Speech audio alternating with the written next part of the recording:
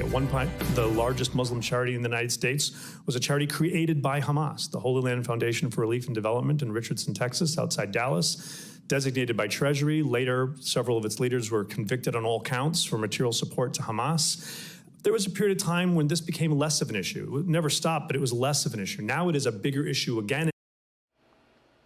Well, it's time for our Common Ground segment. Joining us tonight, Tennessee Republican Congressman David Kustoff and Illinois Democratic Congressman Brad Schneider.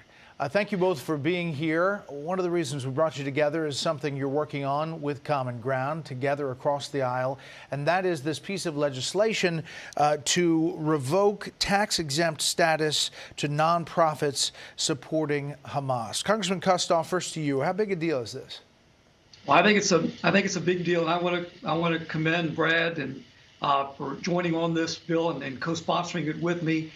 You know, the fact of the matter is that we should not give any type of tax benefit to any group or any terrorist organization that wants to hurt us or kill us. I mean, that's the bottom line. So this legislation would take away tax-exempt status to any group that provides. The key words are, Brett, material support to any terrorist organization. And to me, I think that's a no-brainer. And at a time, this is no secret, we're in very partisan times in Washington, D.C. and across the nation. This should be something that, number one, should be called up for a vote. And I think it will be in the near future. And it should enjoy overwhelming support both in the House of Representatives and hopefully in the United States Senate.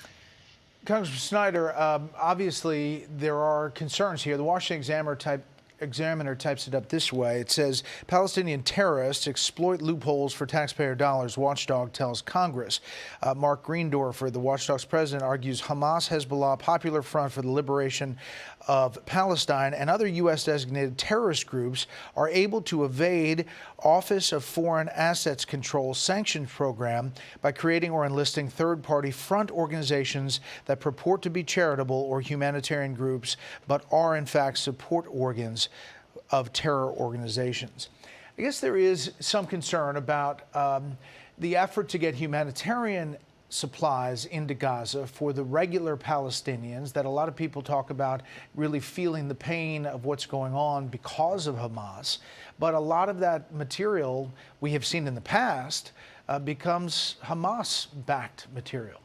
Yeah, it's more than just that. You hit on a real problem, which is Hamas diverting aid going to civilians in civilians in Gaza, Palestinians who need schools, who need hospitals, need shelter, and instead of that, Hamas is building tunnels and infrastructure for war, and that's how we end up where we are today.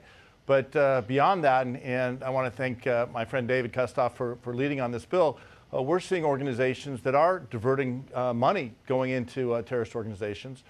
You mentioned the front organizations, these sponsor organizations, but groups like American Muslims for Palestine, other groups should not be getting a tax benefit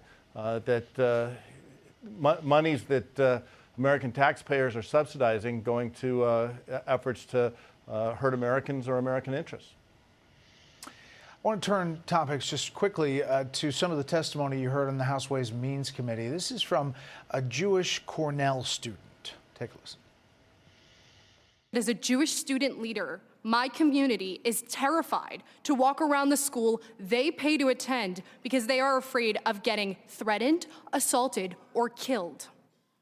Students at rallies chant genocidal phrases like, "From the river to the sea, Palestine will be free." This is a chant that calls for a second Holocaust.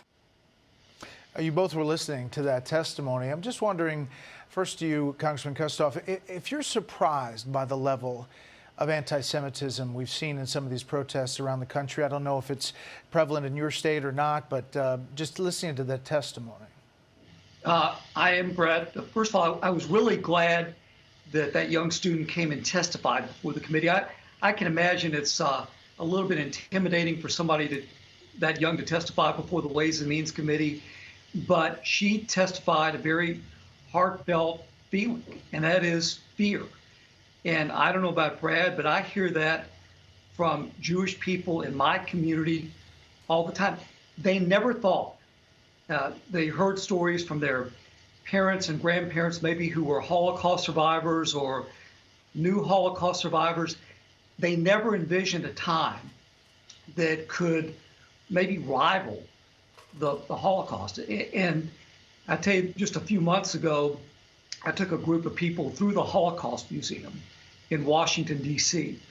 It's a historical reminder about what happened, but it's also a message that we can never let this happen again.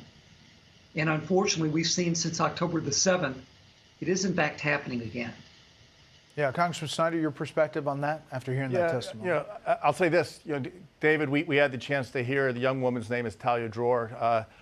She may have been nervous, but she was a rock star, and she spoke for students all over this country. We're seeing it not just at Cornell, it's at Columbia, New York City, it's at University of Chicago and Northwestern here in Illinois. We're seeing it literally across the country. And I was shocked, but not surprised. It's shocking the level of anti-Semitism, of hate, to see these students calling for the elimination of the state of Israel and the murder of Jewish people, which is what the chant from the river to the sea, Palestine will be free, explicitly is about. It's the chant of the PLO and of Hamas. And that's why groups like Students for Justice in Palestine and others should not be getting these tax benefits, and why the legislation is so important. But also we need leadership from administrations, from others in our community to stand up and say, we're not going to accept the fear and intimidation that are being let out on our students. Any kind of hate. We saw a shooting in Vermont on Saturday. That's unacceptable.